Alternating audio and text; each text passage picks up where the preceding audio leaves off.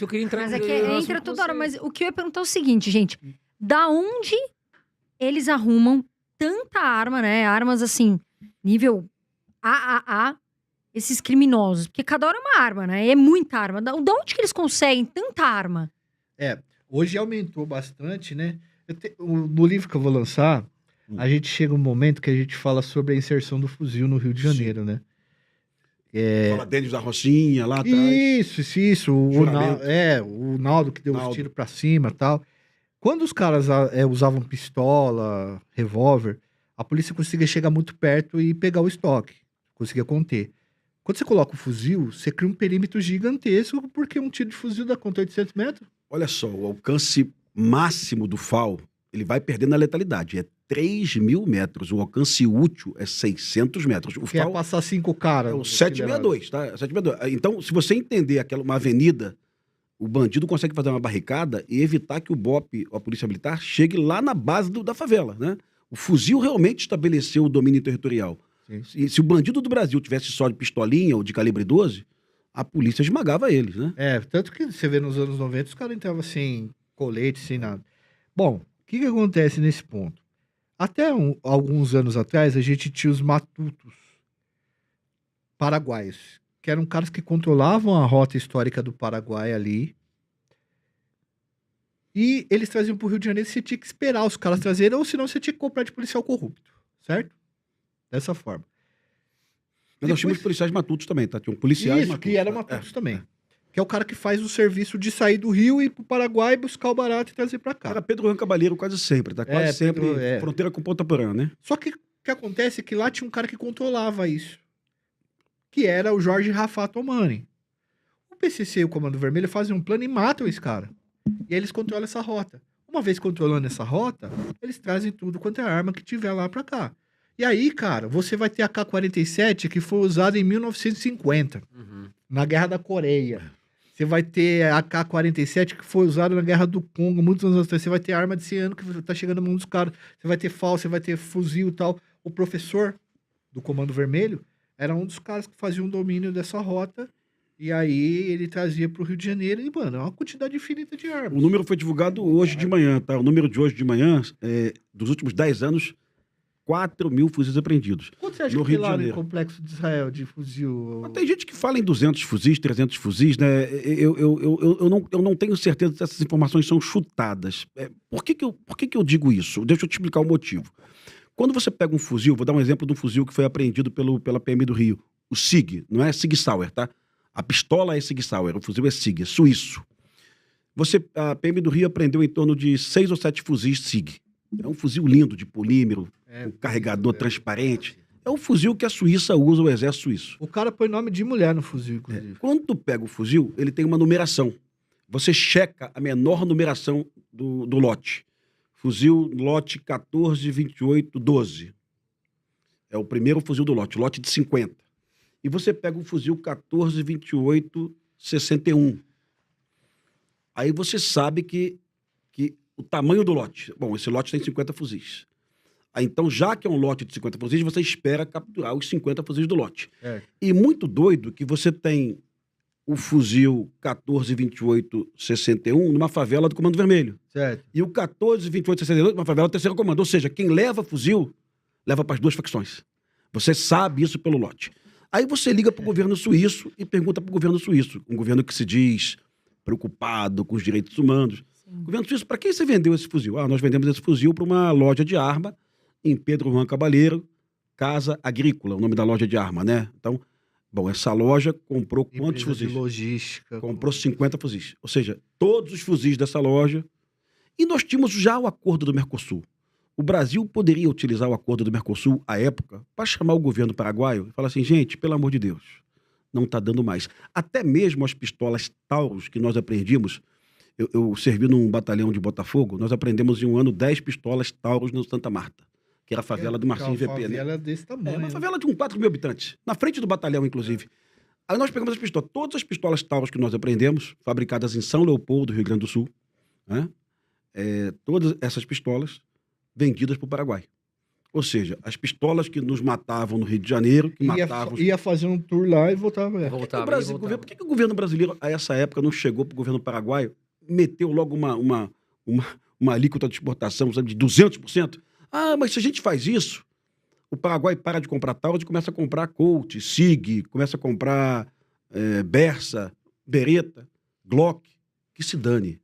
Eu não vou permitir que as minhas armas matem os cariocas, os brasileiros. Então, é um assunto... Tem lobby da sei, indústria eu- armamentista pesado isso aí. A Taurus, em algum momento, no Rio Grande do Sul, Nossa senhora. ela pagou campanha de deputados da direita e da esquerda também. É É uma bom empresa? deixar isso claro, tá? E eu não sou crítico a Taurus, não. Ela tem que existir, é importante para a segurança nacional, para a nossa soberania. Um país tem que ter uma indústria bélica, tem que ter. Inclusive, na minha geração do BOP, eu usei pistolas Taurus e elas funcionavam muito bem.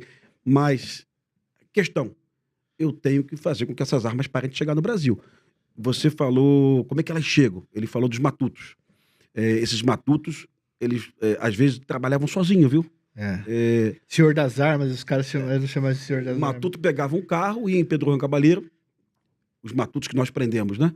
Eles abriam aquele painel do carro, colocavam as pistolas ali na lateral do carro, o fuzil, e vinham de noite pelas rodovias federais, Paraná, São Paulo. Quem trafega à noite numa rodovia federal de carro não é abordado pela PRF.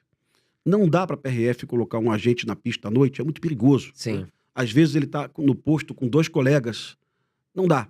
E alguns ficavam atrás de um caminhão ou de um ônibus justamente para passar no posto, né? Para camuflar um pouco a sua passagem. Hoje a PRF dispõe de mecanismos que ela consegue controlar placas de carro, ela sabe se você foi para o Paraguai, quanto tempo teu carro ficou, tem uma inteligência artificial aplicada, a PRF aborda um carro, opa, por que você estava fazendo em Ponta Porã há 5 dias? Né? Encosta teu carro aqui, vamos dar uma olhada. Hoje tem a tecnologia, mas ainda assim eu tenho que confessar que não é só pela rodovia federal.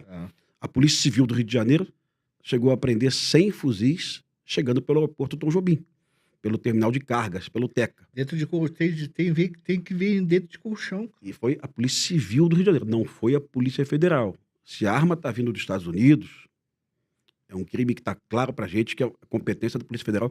Se a Polícia Federal não achou, e se a Polícia Civil do Rio de Janeiro achou, é claro que a Polícia Civil está mais preocupada com o assunto do que a PF, né? Mas hoje a gente não consegue resolver o problema do Rio de Janeiro, do Brasil, sem retirar esses fuzis de circulação. Pô, cara, 10 fuzil que você traz numa caminhonete, você domina um morro, cara. E eu não sei se o Joel concorda comigo. O ministro Dino, ele, na época, ministro da Justiça, ele deu 2 ou 3 entrevistas culpando os CACs do Brasil por essas armas. Né? O que seria CACs? São colecionadores de armas Ah, e tá. caçadores, né? Caçadores e atiradores. Então, assim, camarada, não é verdade. Com todo respeito ao Dino, assim, respeitando a trajetória dele como juiz, como ministro da Justiça, sabe? As armas não são de CAC. A Polícia Militar do Rio de Janeiro desenvolve um relatório anual. A Polícia Militar está quebrando todos os recordes de apreensões de fuzis. Esse ano vai bater em torno de 700 fuzis apreendidos. Ano passado bateu 700, esse ano pode bater 800. Imagina. Quando você vai ver o fuzil, ele é quase sempre do América, é um Colt, ou então um fuzil com a plataforma Colt, o AR-15. Que é o AR, né? É um fuzil fabricado há menos de 12 meses.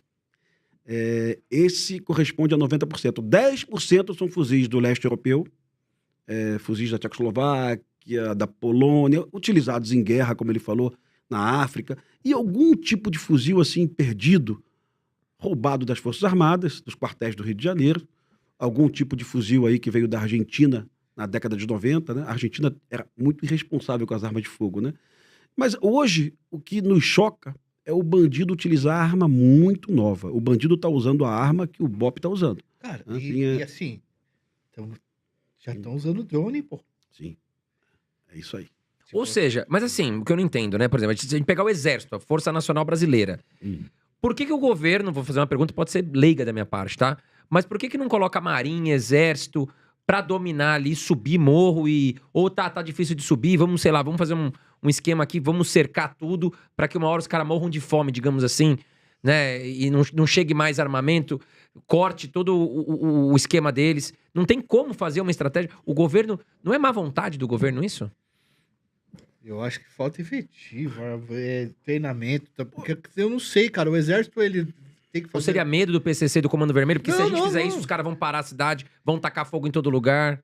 Primeiro, é bom esclarecer para quem está nos vendo que o Complexo do Alemão, se você somar as 14 comunidades, 13 comunidades, né?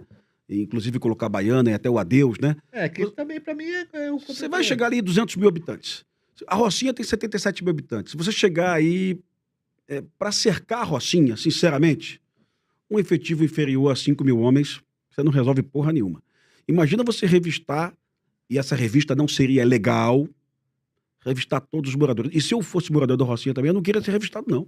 Uhum. Calma aí, por que eu tenho que ser revistado todos os dias? Trabalhador, Sou velho. trabalhador. Tem muito mais trabalhador, né? E aí, imagina cercar o Alemão. O Alemão tem centenas de acessos e vielas e becos. Você pode entrar para uma casa de avenida e pular pelo quintal e cair dentro do Alemão. Jacarezinho também. Então, eu acho que é humanamente impossível você realizar esse tipo de operação. E aí tem mais uma questão. Quando o Exército Brasileiro é aplicado, a gente utiliza uma legislação de GLO, de Garantia da Lei e da Ordem. O Exército Brasileiro não tem permissão legal para realizar vasculhamento em casas, tá? Eu sou muito amigo do Coronel Montenegro, que está lá em Portugal hoje, é professor, né? Ele já tá na reserva? Tem um seguidor, comandou o batalhão Sampaio no Complexo do Alemão. Eu sei. E eu sou um admirador dele porque ele comandou um efetivo de 3 companhias de infantaria e durante 1 ano ele reduziu a 0 o número de homicídios. Ninguém morreu em 19 meses na região que ele ocupou. Né? Então, isso foi muito, muito bacana. Se a nossa missão é preservar vidas humanas, o Exército Brasileiro conseguiu, durante 19 meses, que ninguém morresse naquela região.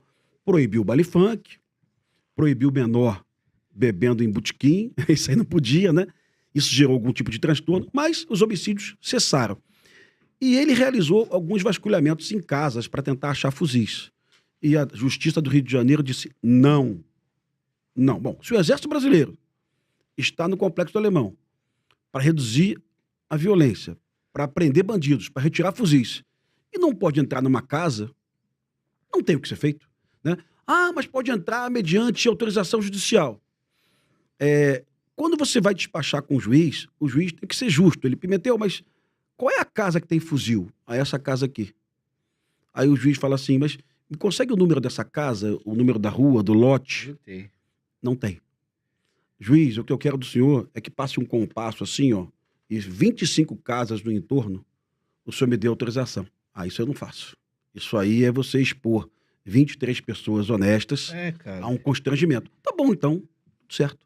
Então não vou pegar fuzil nenhum, porque não dá pra fazer. O que o senhor quer, não dá pra fazer. Então o fuzil vai ficar lá e foda-se, né? E veja que isso a gente entra no maior problema do Rio de Janeiro pra mim, cara.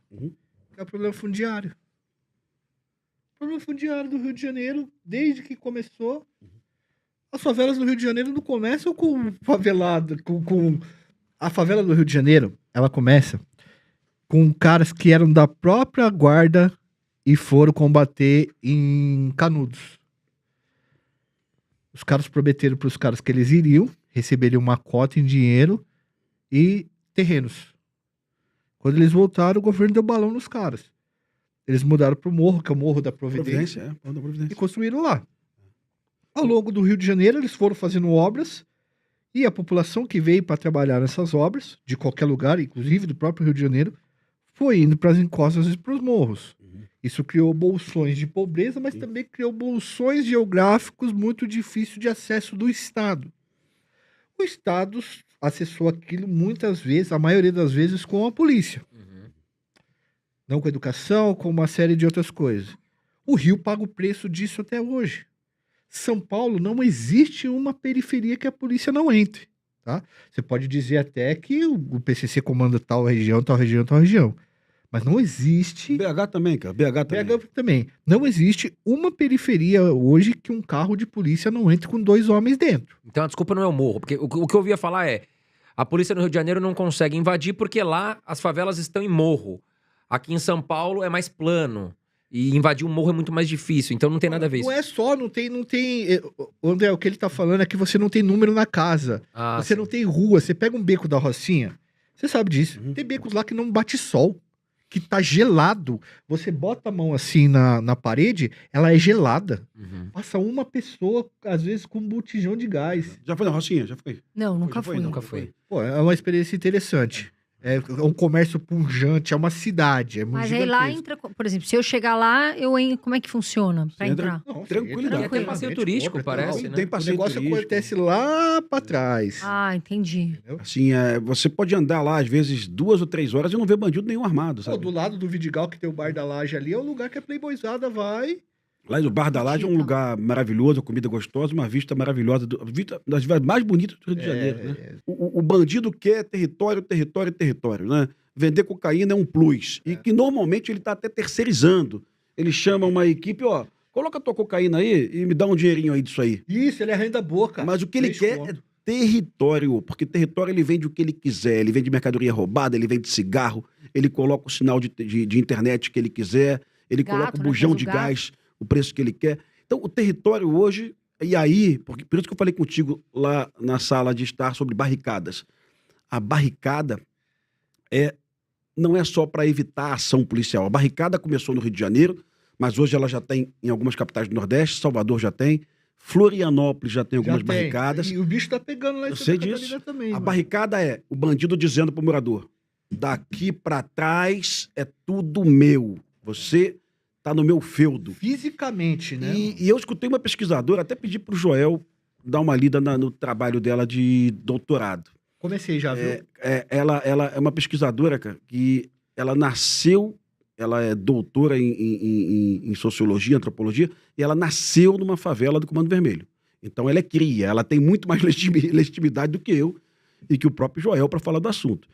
E ela diz que aquelas barricadas pequenininhas que o morador levanta o ferro para tirar o carro é extremamente humilhante, mas é para o morador Sim. entender que aquele território não é dele.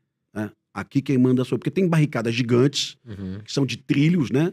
Onde nem o blindado do caveirão passa, ele é obstaculado. E tem a barricada pequenininha. E tem barricada em periferia onde a polícia não atua. Ou seja, a barricada não é para evitar a ação policial. É para dizer para o morador: você é meu vassalo, né? Eu posso tomar o teu dinheiro do IPTU, do aluguel. A dinâmica é tão difícil de entender. Eu conversei com um morador de um bairro do Rio de Janeiro, da Zona Oeste, um bairro de milícia, tá? A milícia simplesmente não deixa a companhia de luz ir lá fazer a medição do relógio. Falando, esses dias atrás os caras mandaram uma mensagem pra mim com o negócio. Os caras fez uma assembleia de um condomínio. Eu vi. Que os caras pôs em assembleia pra pagar 1.200 conto pros caras do movimento pra poder voltar a luz à energia. Então você tá pagando pros caras não cortar energia. Ó, o público de vocês, eu acredito que boa parte é de investimento, né? Eles gostam Sim, de sim. investimento. Mas, não? mas É eles bem gostam desse diversificado, assunto também. Mas vamos falar de uma questão econômica, né? É igual olha só a fase. Eu acho que é interessante isso, a gente colocar, porque é pouco falado, mas tem que ser mais falado. Pó, não é todo mundo que usa, certo? Internet usa? Sim. Todo mundo. Então, concorda comigo que se o cara fizer uma conta assim, se eu vender internet, que é só se apossar dos cabos, eu vou ganhar mais dinheiro do que vender pó no varejo, Mais não vou? facilidade, né? Polícia enche menos o saco, eu não deixo o cara entrar aqui, etc. É um roubo de energia, é um roubo de fios que é muito mais fácil de você controlar, certo? Então, bota lá o CVNet, certo? Certo. Agora, e isso vai movimentando uma economia informal dentro dos lugares que tem esses territórios dominados, que chega um momento e que você não consegue controlar mais porque a economia ela já está funcionando de modo sistemático com várias atividades plurais. Quer um exemplo pesado disso daí? Que a polícia já está investigando, o Ministério Público. É uma investigação do Ministério Público do Ceará com o Rio de Janeiro. Mano, olha que fita. A favela da Rocinha fica do lado de São Conrado, na Zona Sul. Trocar tiro lá é um problemão absurdo. Pimentel sabe disso. 77 mil habitantes. O que o Johnny Bravo, que é o principal chefe de lá, tá fazendo? Construindo apartamentos, Airbnbs do crime, resorts, para alocar chefes do crime de outros estados. Então, o que ele ofereceu pros caras? Ele ofereceu várias mansões para chefes do Comando Vermelho do Ceará que vieram pra cá e trabalhavam de home office mandando matar os outros. Então o cara tava aqui, ele falava, mata o cara aí, joga futebol com a cabeça dele que eu quero ver e tal. E ele tinha a mansão que o cara ficava, do Ceará, e um prédio pros seguranças dos caras. Nossa. Era 100 mil reais por semana pra você ficar dentro desse prédio. A polícia do Ceará descobriu, porque um prefeito tava fazendo, um candidato a prefeito tava com envolvimento lá, os caras fizeram uma investigação lá, vieram pra cá, a polícia foi pegar os caras. Mano, saiu umas 150 pessoas caminhando assim, com mochila, Gatorade e tudo. Então, o crime, ele tá oferecendo resorts pra você trabalhar em home O office. que ele tá no falando ordem. tem imagem disso nas redes sociais, porque era uma operação do BOP com a Polícia Civil, com o Ministério Público do Rio de Janeiro, com a Polícia Civil do Ceará, que veio Gigante. apoiar. Porque o governador do Ceará, o Eumano, do PT, ele descobriu o óbvio. Eu só consigo combater o crime no meu estado se eu for ao Rio de Janeiro prender essas lideranças. Porque as mortes no Ceará, as ordens partiam do Rio de Janeiro, né? Então o Eumano deve ter ligado possivelmente para o Cláudio Castro, ó, me ajuda aí. Possivelmente. Essas ligações acontecem via Ministério Público Estaduais e via Polícia Civis, que estão muito integradas. Aí a operação foi lançada na Rocinha e muita gente criticou o fato do BOP não ter cercado e matado esses bandidos. Não tinha como. Ele fala 150, mas os colegas do BOP disseram para mim, Pimentel, talvez 300, né? Nossa. E era uma área de mata atlântica, lá em cima da Rocinha, e tinha uma equipe do BOP infiltrada na mata, com fuzis de sniper e tal. Mas se o BOP tentasse alguma coisa, Ia morrer muita gente. ia ser uma tragédia no Rio de Janeiro. Isso é um Que bom que você tem difícil, que bom que o BOP também teve essa lucidez. Eles iam descer ali pelas ruas de São Conrado, iam invadir hotéis, talvez, não sei o que ia acontecer. Sim. Iam Mas sequestrar um monte de carro na rua. Não, mas ia morrer Ia também, um monte de morrer policial também. Ia morrer policial. mano. Mas o colega do BOP fez a avaliação, olha, não dá. Não, e aí a imagem foi, eu acho que foi exibida na Rede Globo, e muita gente, ué, por que a polícia não fez nada? As mesmas pessoas que criticam a polícia quando faz, por que não fez, sabe? Porque não dava pra fazer. Senão vai sair morte pra todo lado, vai ser... Imprensa também, né? Exato. Vocês lembram quando teve aquela, não sei, no começo dos anos 2000, que o exército subiu os morros e a gente viu um monte de... A Globo filmou helicóptero vindo. 2010. Os bandidos, 2010. 2011, né? 2010. 2010. Os bandidos fugindo. E teve uma cena muito, assim, que foi muito divulgada, que acho que era até uma Hilux, era uma caminhonete. Os bandidos correndo e tal, a caminhonete saindo. Cara, o helicóptero Era vindo... da Vila Cruzeiro pro Complexo do Alemão. Então, e aí falaram, pô, mas por que a polícia não sentou o dedo ali, matou todo mundo? Só que aí tem a questão da imprensa, não é tão simples Ali fazer tinha isso, uma né? dificuldade. Eu fui lá nesse local 250 vezes. Eu fui. Foi muito louco isso, inclusive. O livro do Eduardo, do Rogério Greco. Sim, sobre o sim, assunto. sim, sim, sim, E acho que sim. do Eduardo Bettini também. Sim, do Bettini também. Pô, Do Bettini cara, também. a descrição do negócio. E do Monteirinho também, que é um policial também que escreveu sobre esse Perfeito, assunto. perfeito. Agora, o que é muito doido, que tu não sabe, lembra dessas imagens? O tiro caía, você via alguns tiros caindo, né? Uhum. Tinha uma equipe do BOP do outro lado do vale, o fuzil 762, quando você atira pra cima, o projétil faz uma parábola. É. Então, tinham policiais do BOP numa... Ela chama de jogar o tiro, né? Exato. Tinha uns policiais do BOP vendo televisão aqui e coordenando o tiro pela televisão. Porque o Globocop estava sobrevoando. O Globocop tinha uma câmera muito poderosa, estava muito longe o Globocop. Mas se o helicóptero da polícia, era o Adonis, o piloto à época, tentasse realizar um sobrevoo ali naqueles bandidos, o helicóptero seria abatido. Você imaginar ali 200 fuzis atirando num esquilo, né, que era o helicóptero da polícia, a aeronave ia abaixo. Então, assim, ali não tinha capacidade bélica da polícia para agir naquele momento ali. Essa imagem eu estava ao vivo no RJTV. Eu fiquei ao vivo nesse dia. Eu entrei no jornal às 10 da manhã, saí no outro dia, fiquei 17 horas ao vivo. Foi uma cobertura jornalística do Brasil. Eu cara. conversei com gente que tava fugindo. Tava lá fugindo. Fugindo? Conversei com pessoas que estavam lá fugindo. E esse cara falou: meu amigo, quando o Estado chega e resolve fazer mesmo, é tanque em cima de negócio, passando por cima de tudo. Você bota a barricada, derruba aquela barricada como se fosse papelão e tal.